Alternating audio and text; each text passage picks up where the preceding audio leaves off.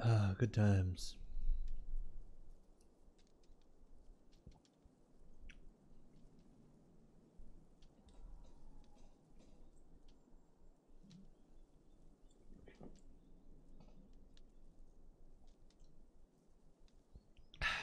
All right then.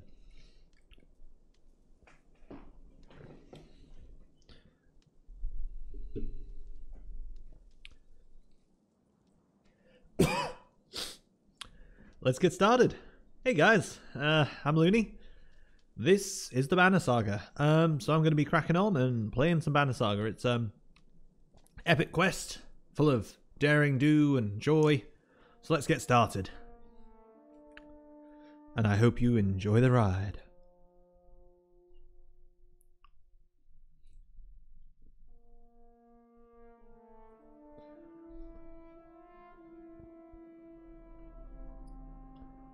The gods are dead.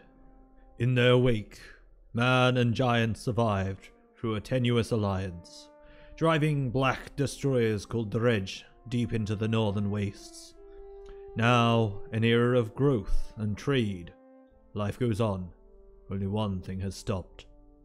The sun.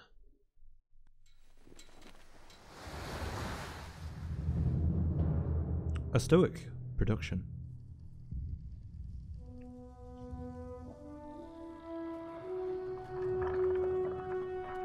Að sjá dreggjan á ferli neðanvor.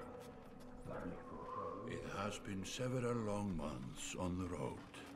The first signs of snowfall accost us on our approach to Strand, largest of the trade cities on the Val-human borders, and our last collection before returning to the capital. Several days ago, the sun simply came to a stop in the sky. Though during these long winter days, none of us can be certain how long it has been this way. Some of the men in the caravan have taken it as a dire omen. I am not quick to superstition, but I myself will be glad to be done with this year's rounds. We have been warned by stranded travelers about brigands on the path through Ridgehorn, our road home. Our captain seems unconcerned.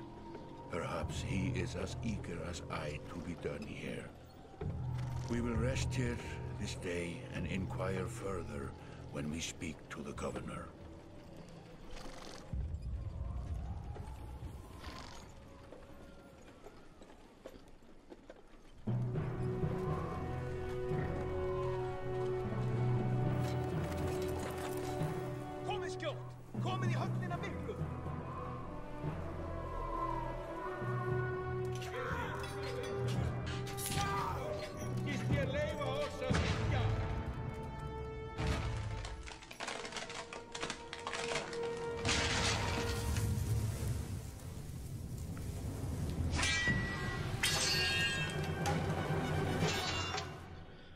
Well, looks like we're up for a fight.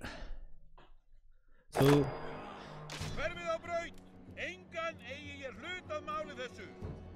you've arrived just in time. The chieftain and his men are now looking at a tougher fight than they bargained for. Drag the screen around. Yep. These are the portraits that show the order of initiative. Yep. Cool. Movement happens before action. Your shield banger is active. Okay, some characters fill more tiles. That's cool. Move here. Double click to confirm. Sorted. Target an enemy. Click on them. Click on the thingy and smash their face in. Hang on. Yeah. So, this game, Banner Saga, it has armor and health. It's a very interesting. Well, armor and strength, I guess. The strength is how much damage you deal, but it's also how much damage you can take. which makes it quite interesting. Nonetheless, I can do 5 damage and this dude only has 5 health, so... +1 renown. He's down. Each time you make a kill, your renown grows, which is used later to improve your characters. Your turn ends. Up next is the enemy.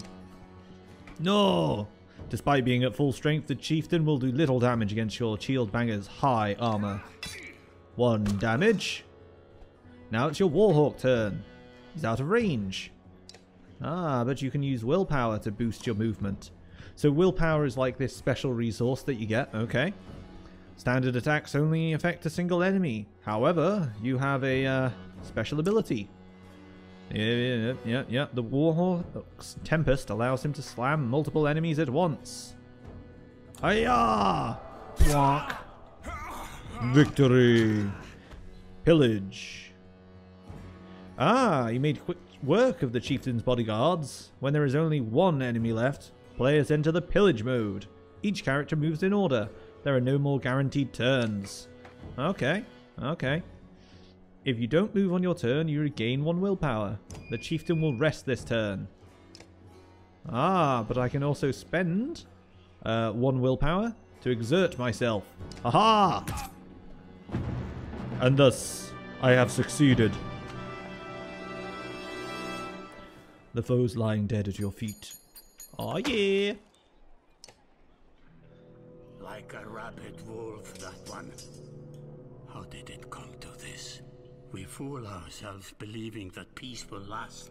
My grandfather built all this from a poor fishing village, you know. He watched the gods die, watched the chaos that followed, watched man and var slaughter each other, even before the dreads arose. All we've done is traded one struggle for another. Now that there are no more dreads to war against, we war against ourselves. This chieftain meant to kill me, and he's not the first. A dozen families in the city would gladly take my chair. This one had men waylaying merchants, both north and south of the city, strangling trade. Quite well, I would add, though he denied it to his last. This sort of wolf doesn't stop biting because the head is cut off. It just grows a new head. Oh well. I am in a bad way, my friend. Help me finish this fight and I'll gladly send you on your way with double our king's tithe. Take any men you need. They're loyal, I promise you that. They will meet you down in the proving grounds. Well, that does sound good.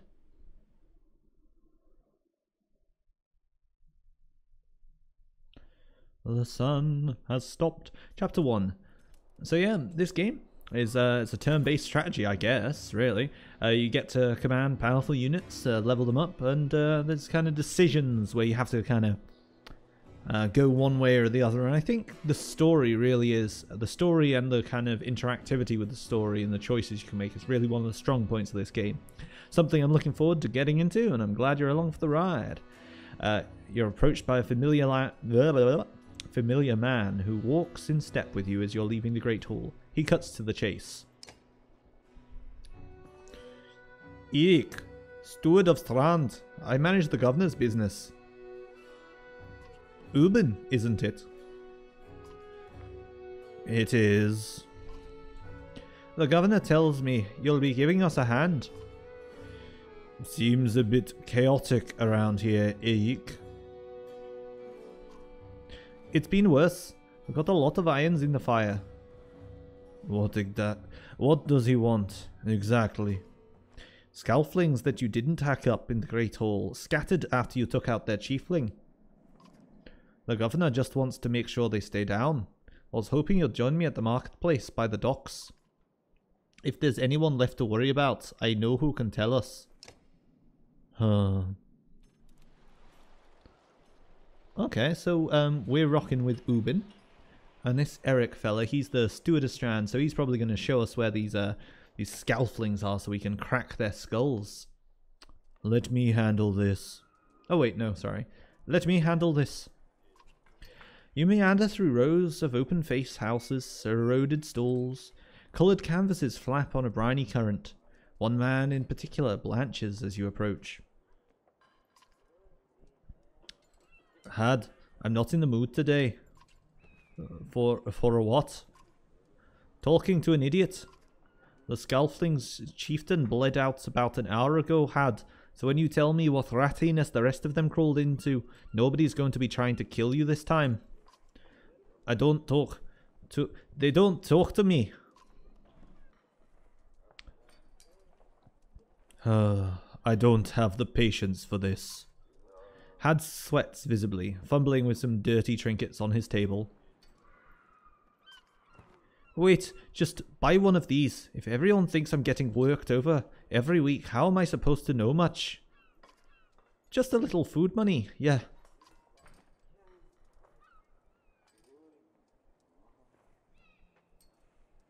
Now, do we pay him? We're getting twice the king's tithe here, so this is on the chieftain's dollar, so we'll pay him. You toss a sliver of silver on the table. Both men look at you with surprise. Had gestures meekly to a variety of junk from his stall. Take whatever you like. Only thing I'd like is the name of a place. Nobleman, up by the east wall, but that was months ago, last I know. Had skulks away with a wave of Eric's hand, gathering things from his hovel, disappearing for a while, until this blows over, you figure. Your bodyguard steps forward. Are we done here? Gunulf, were you wearing green back at the Great Hall? No, just bought them while you were walking around. Why? You look like a frog. Yeah. You look like a frog. Better than an eggplant. Gunulf goes off to look at more stools. Eric, that man of yours seemed unreliable at best. A blind dog wouldn't trust Had, but he used to be a Scafling. They're licking their wounds, they've probably gone off to old haunts, not to new ones. Nobleman is a mead hall. Best I can tell, the name's iconic. Iconic? Ironic? Ironic? Ah, ironic. Listen, I know a guy who would love to put a few of those skulls in the ground. I'm going to find him. I'll meet you there.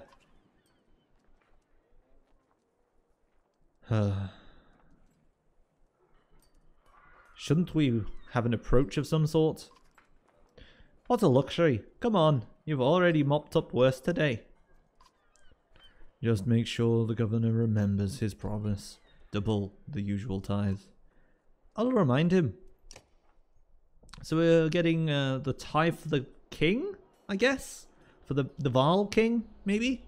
We're heading to the mead house here because that's where we're going to find the Scaflings. And the Scaflings are these bandit dudes. So we're going to go crack some knuckles. We arrive in front of what must be noblemen. A few minutes later, Eric appears with a weather-beaten man introduced as Valgard. I'll point them out, Eric says over his shoulder. Ready? You're walking through the front door. They're heading to a mead house, says Valgard. I'll be surprised if they can stand up straight. Right. Okay, here we go. Valgard boots down the front door so hard it won't close again without repair. As you enter the hall, Eric is already at the head of a table, his axe drawn. Wide-eyed, drunken Scaflings scramble to find their own weapons, turning tables and mead steins in the process. Oh, looks like we've interrupted them having a few drinks. I mean, fair enough. So this should be a pretty easy solution. So right here we can see light step. He can move through allies and he gives willpower to any range. Stonewall blocks damage to strength and armor for 1 round. And adds 1 armor to... Okay, so this dude, we want to move him here. We want to spread these guys out a bit. Maybe more like this. And put Gunulf at the front with him next to him. And then that... Right, so we're going to do this. Because we can see there's a high concentration here. And we want Gunulf to use his whirlwind ability. It's like... #1. Right, so if we look at these dudes, we can see that they're not actually going to be able to get to us, and none of them have any none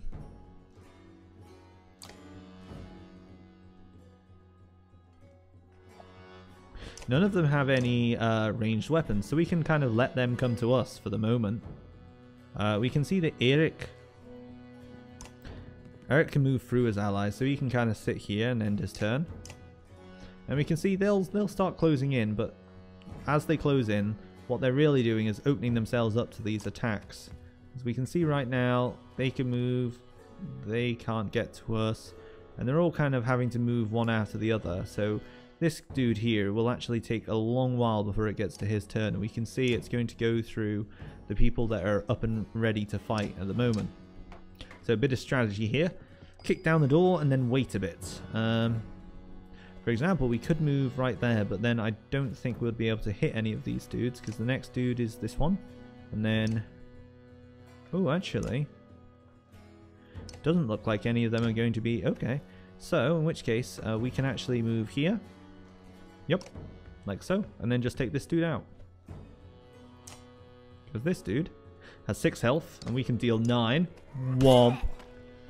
Takes him out the fight immediately, and we can see that none of these guys are actually able to get there. So we can actually move over here. Getting ready to take out this guy when we get the chance. End his turn. We can see these guys are going to, they're definitely going to start moving in.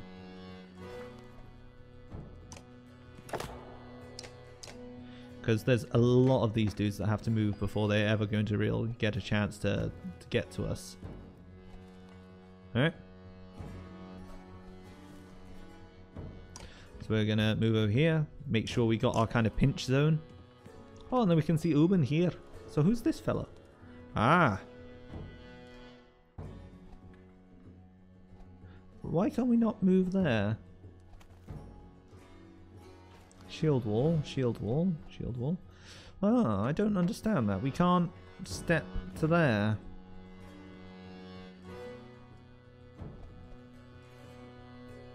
Okay, so who's next in the turn then?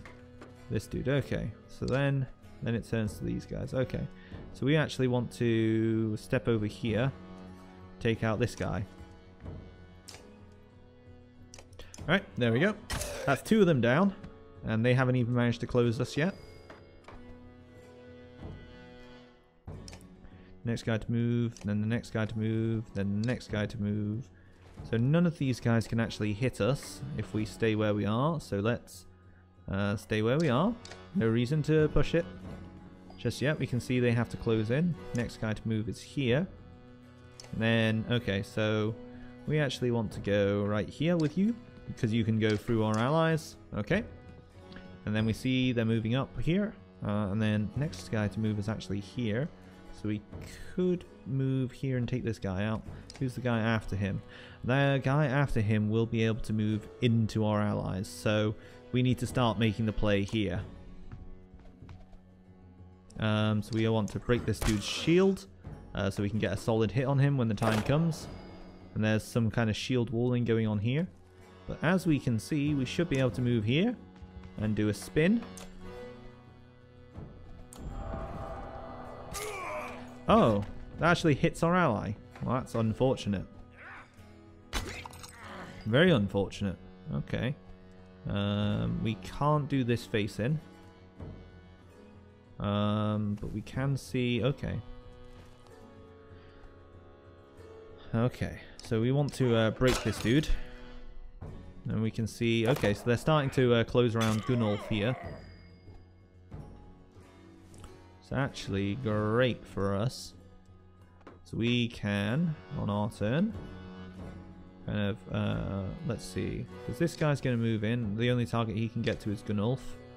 Okay, and then who's this guy? That's him, okay. So we should be able to see some spinning attack from Gunnulf take out most of them soon. Oh, no, this guy's deciding to move along, okay. But we can move here. And then attack this dude for shield break. And then... what's that? Did he just run through my dude? Okay, that's not nice. But we should now whirlwind.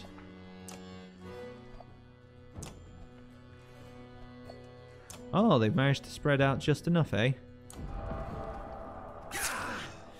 But now we can see there's, you know, that falling... that damage kind of building up on everyone. Okay, so our strategy's not working out so well, especially since we hit our dude. Let's see. Valgard's ability to not take damage, okay. But we can actually take out this dude right now. But he's not going next, he is. Okay, so Valgard is actually going to attack this dude because we won't kill him, but we will put him down to 1 HP, which means what's he really going to do except break a little shield?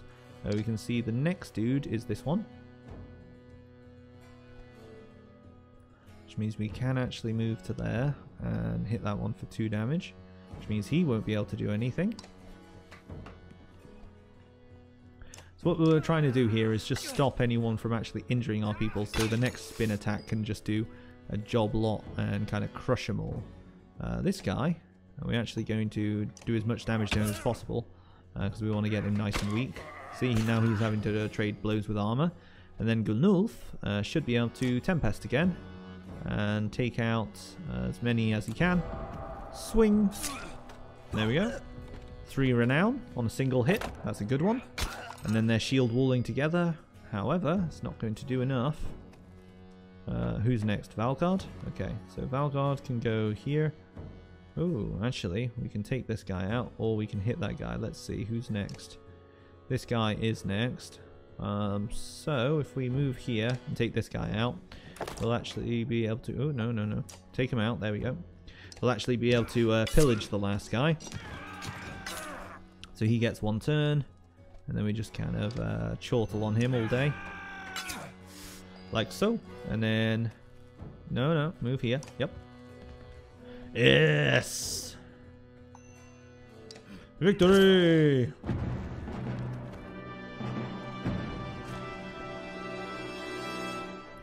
The foes lying dead at your feet. Ah, tempered by blood, pain and resolve. Gunulf has leveled. And 10 renown. As we should. There they are. Gods be damned. I've got to go and wash off this blood. Eric is looking out the hall's window onto the bay. A fleet of longships approach with sails of bold red and blues. One banner I know well. Vognir. Next for Vol kingship last we spoke. The other flag looks important. Yeah, important guests. See what I deal with all day long? Things makes a little more sense.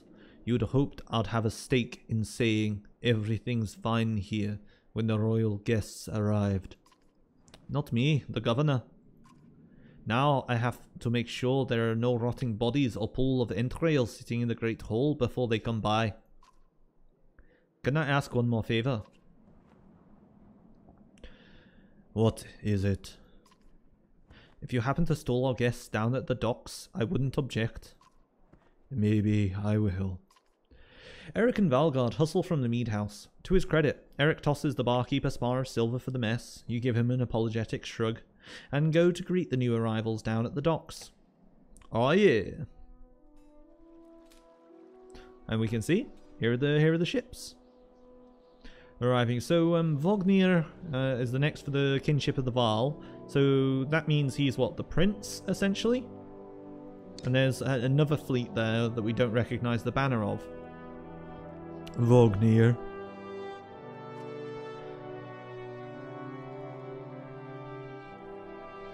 A familiar Val steps onto the docks. In your mind, you recall a much younger version, tramping the halls of Grofheim, abundant in purpose. Godzugman, you're looking ancient. Comes with being old. And if there is Vognir, there must be Hakon. Must there be? Still bleeding tributes from the poor and stupid, old Yoks. At what age do you lose a sense of shame? Durnder demands it. I'll take that over lingering to death in Grofheim. Speaking of, I had no sense that you were so far from home. Ho ho, sick burn. Just returned from Abrang, in fact. And glad for it. Hakon motions to the other ships in the bay, sails still fluttering, golden wolf head emblazoned on red. The king of men, or someone on his behalf. The king's whelp. The king's son, Loudon, don't you know, Scrivener? We visit his capital. He visits ours. Now you make alliances these days. It's a miserable waste of time. Ah, Hakon has it. I'd almost forgotten. It's a good thing you're around, Hakon. Then you're going to Grofheim? I have the distinct feeling I'd finished my business in Strand and was heading there myself. We should caravan. We should. Give it a day. In better circumstances, I'd drink a week away. But, let's just be done. Find me tomorrow at the gates. What he's trying to say is the prince is a delight to behold. Where's Muggy here? Hakon, have him find a place to put up the warriors. I'm heading to meet the governor. A host of giants depart in his wake. You recognize a few. Others are strangers to you. I'm off to find Muggy. See you in the morning, Scrivener. I'll be along. Reuben sighs, the grey in his beard blowing in the blizzard that rages outside the palisade. The young prince of men ambles from his ship.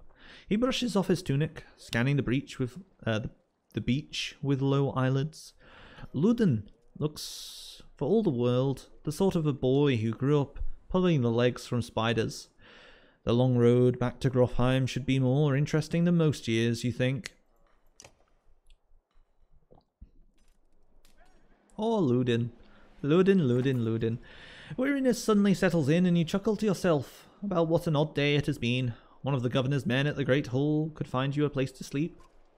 On the other hand, if you're going to join Vognir's caravan tomorrow, it might not hurt to share a drink with Hakon, or introduce himself to the prince they spoke so highly of. Oh, I can talk with her? Well, of course I'm going to talk with Loudon, the prince. Is this the right place? You find the prince at an inn. Guards blanket the building, including a sharp-eyed Varl who must be working for Loudon. A woman in red eventually waves you over and stands nearby, arms crossed.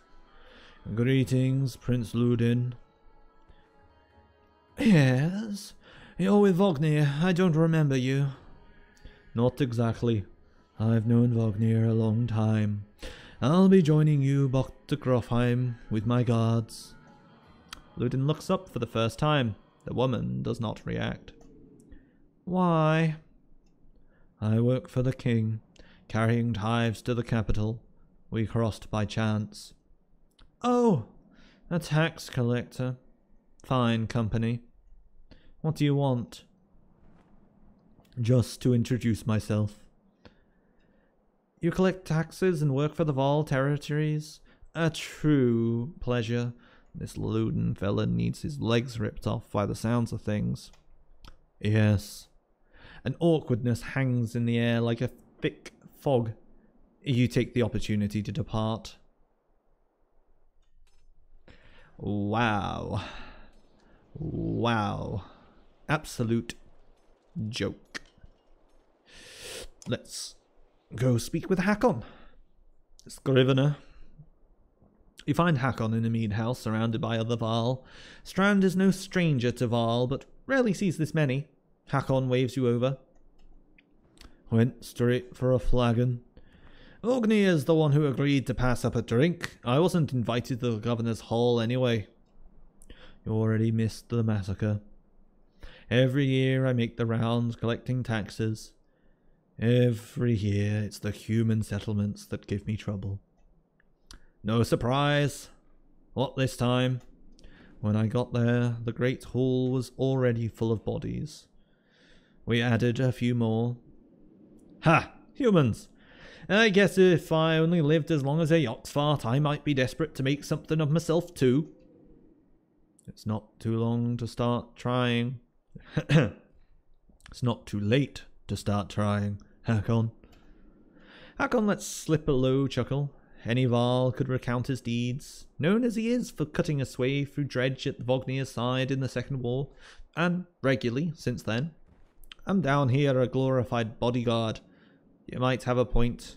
Just another reason to get back to Grofheim. Soon enough, I imagine. You drink until the mead house becomes overbearing, and step back into the cool air outside. Okay then. So we've met the principal players, I reckon. We've met the Prince of Men and the Prince of Vals, and we're about to set up on our epic quest.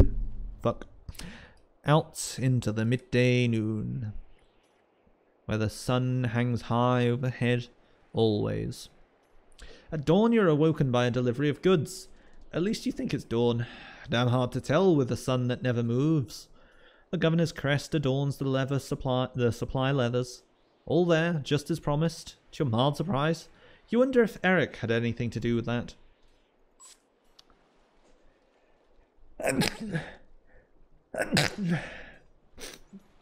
Pardon me. Your guards take the treasure wagon down to the gates. Vognir is already here. A while later, Ludin and his men appear, groggy and dishevelled. Morgier steps forward, Vognir's quartermaster. If you recall correctly, in charge of his unwieldy entourage of warriors. You know him only in passing. He asks if you're ready to depart. Yeah, we're ready. Let's get going. You follow Morgier and join the others. Usually the smaller doors set into the gates would have been enough to enter or leave the city, but the town guards have been told to push them open entirely. They mutter things under their breath that are best not heard. Perhaps the governor expected you to draw a crowd, but there's nothing of the sort. Just frustrated, tired people. It summarizes Strand well as a whole, you think? Okay then. We're good to set off, I think. And here we go, departing from Strand with a mighty consort of warriors. A caravan laden with supplies, the tithes for the king. Ah, and we lose supplies every time the clock ticks by. So this is one of the core mechanics of the game, really. It's the travelling. You can see that as the timer goes by, the supplies dwindle. Right, the caravan stops for the day. A gift, says Morgier, cracking open mead casks, from our gracious friend, the governor of Strand. Hours pass with raucous laughter as the mead is passed throughout the camp. Ha! Drink a lot. You must enjoy these moments when you can. It's not often you get the chance to relax on the road. The odds of something happening to the treasure cart is low, especially in this company, so you take advantage. Oh yeah, morale improved. It's party time. You rise groggily. Boom. A campsite, a casualty of merriment. Morgier is already kicking warriors awake when you spot Ludin stalking your direction. He sidesteps sleeping bodies. Better wake up, you nudge Vognir. You're needed.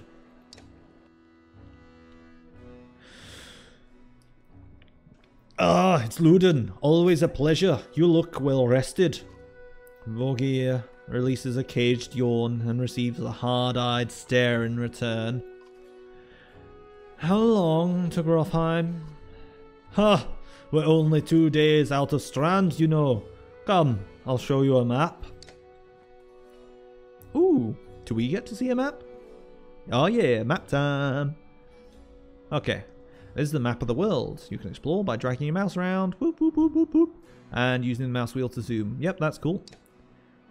You're here. Yep, that's fair enough. So Strand would be... Strand is there. Okay, so we've left Strand. The world map is covered with many locations, so we can see Strand right here. As close as anything comes to a bastion of racial tolerance, both men and Vile compete to scratch out a living in this, the biggest trade city along the west coast. So that would be, this is the west coast. Ah, so that's Arborang down there. Okay, so Arborang is where our companions just came from. So they would have sailed up the west coast then, I suppose. And then we're heading to Grofheim, which is here. So Grofheim is the last home of the Varl, seat of their power, founded by... Oh, if that's the seat of the power, does that mean that Arborang is the... yep, seat of the power for the king. Okay, so the king of men lives down here. And the king of Varl live up here. Okay, and click the X to carry on with the game. Let's get going, boys and girls. We head north, then east past the forts. Grofheim's far from Strand. Going to be a long march. We should have a drink at last. You should have drank last night, Luden. Why not take the ships to Skyrim instead? What's the point of marching? The Silverstone Bay is called that for a reason. It stays covered in ice all year. It would tear up the longships. Too bad though. We could have shown you all the wonders of Skyrim instead. A half-sunken city, crawling with dredge prints, dredge and glaciers. You'll like glaciers. Luden exhales through the nose. A poor disguise for his contempt. He turns and bats aside the tent flaps as he goes, barking at his company in the distance. Yep, Luden's a prick. Don't poke the ant-hill, Vognir. He seems no happier to be here than you. Spend a few more days with the boy, old friend. You'll be looking for a tall cliff to hop off too. Luden's got a shorter wick than Hakon. Thanks, Vognir. Let's get moving. Another half day to Virdafell if we're lucky. Bom, bom, bom, bom, bom. Camp is where you manage your caravan. While at camp, you can upgrade your allies or equip items in the hero tent. You can pass time by using the rest. Resting will improve the caravan's morale. A high morale will reduce casualties in war and affect your willpower in combat. Each passing day will use supplies, so only rest when necessary. The training tent will allow you to safely try out characters in a mock battle. Tap leave when you're ready to get back on the road. So trainings, rest, and heroes. Let's go to heroes because we can level up Gunulf. Click on a unit to see their stats. Okay, so we can see the War Master. War Master has +1 strength and break, heavy impact. Oh, so they get sundering impact. He adds 1 break damage to the target. +1 strength, and also adds 1 break damage to the target, plus bonuses to heavy impact. Okay, and heavy impact is his passive. Hitting a large target at a Val or dredge takes 4 tiles competition. Oh, so it does okay, it does 1 strength damage from the shock. Okay, oh, so he has like an AoE attack. Awesome. Awesome. Right, what's this? Okay, so he seems to have 0 of 2 skulls. I don't perhaps know what that is. 6 of 2. Oh, is that to promotion? Okay, so if we check Luden, he has 0 of 2. Hakon, 0 of 2. So they must be how many kills you need to level up. Okay, so let's promote Gunulf. And we can see here, this is his willpower. This is... What is this ability? Let's find out. Exertion is the amount of willpower you can use on any given action. Oh, so he has no exertion. So he can't actually use any of his willpower. Interesting. Okay. And he has abilities. His passive ability is Heavy Impact. And Tempest. Swings his weapon, hits up to... Okay, okay. So you can... Tempest triggers the Warhawk's passive ability, Heavy Impact. Okay. Okay. Right, so let's promote him. Higher stats and increase your item rank. Okay, confirm. So we can actually upgrade his stuff. So we can go... let's see. Do we want to increase his exertion? Because otherwise he'll never be able to use his willpower. And what is this? This is break. The amount of damage you naturally inflict on a enemy's armor. Okay. But this dude's for finishing fights, so we're going to up his strength. Confirm. Cool. And we can promote him again. Double promotion. Ah, yeah. So, with that, we are now going to max out his strength. Because that's the way we roll. Gunulf the Mighty. We've got 21 left. Okay, cool. Right. Oh, stay hydrated, bot. You know me best. Right, so if you've been watching, I'll be right back after this short but sweet hydration break. I have a delicious cup of tea and I'm ready to get going. Welcome back to Banner Saga. Right, so we've leveled up Gunulf, our mighty warrior, and we are now going to, let's see, we've got great morale, so we don't need to rest, we've got plenty of supplies, so let's set off on our journey, I think. Winterfell. Even the name means bad weather, where frozen wind sweeps in from the bay. They tend livestock, but most are just men driven from Strand with nowhere else to go. Why else would anyone stay? We won't stop long. Oh dear. It seems like this Verdefell place we're heading to isn't the cheeriest of dominions. By Hedderborg, that's a lot of all for some missing cattle. What? A couple of days back, sent work to Strand about the cattle. Didn't expect an army. He looks pleased with himself. Until it sinks in you aren't here on his behalf. Where have your cattle gone? I wouldn't know. My boy's seen men up the hills carrying them away. Don't know how many men who can hoist...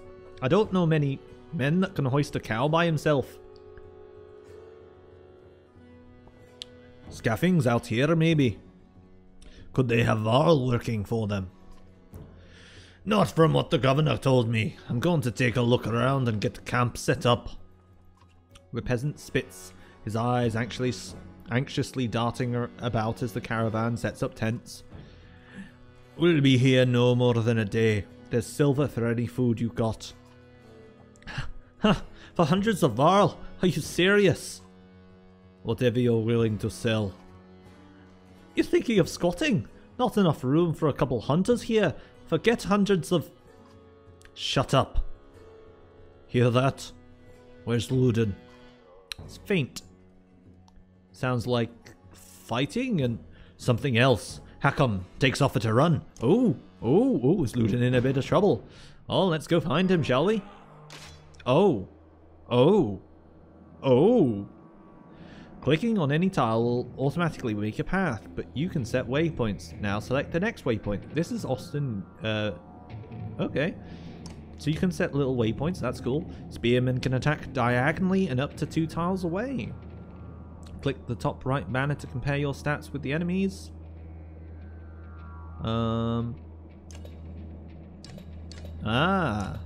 Okay. Now click the enemy to target. Armor blocks attacks on strength. For each enemy armor higher than your strength, there is a 10% chance the attack will be deflected. Oh, so this dude's got 15 armor. Okay then. Luden, you bit of an idiot, aren't you? The deflected attacks do no damage. From here on out, you will fail catastrophically if you don't break armor. Damaging both strength and armor is equally important. Yeah, okay. Oh. Well, Luden's screwed right off the bat. Okay then. I see how it's going to go.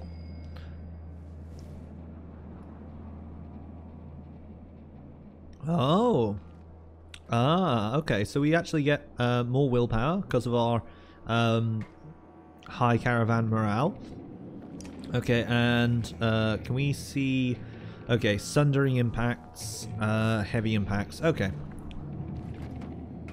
Okay. So we want to move here and start breaking this dude, like, right away. So we want to take out his armor, as much of his armor as humanly, or varlily possible. Gunulf, however, is a lot sturdier. So we want to see with him a kind of strength-based assault, so we can take off some of his strength to stop him being able to hurt our own dudes in response. What's he doing? The Scourge uses his weapon to summon an ally? I don't like the sound of that. Getting hit triggers a counterattack for armor damage. Interesting. And what's his other ability? Bring the pain. Breaks an enemy's armor and punishes the enemy for retaliating. Okay. So let's move up here as quick as possible. And then bring the pain. Break damage to target's armor. and +1 to his retaliate ability. Okay.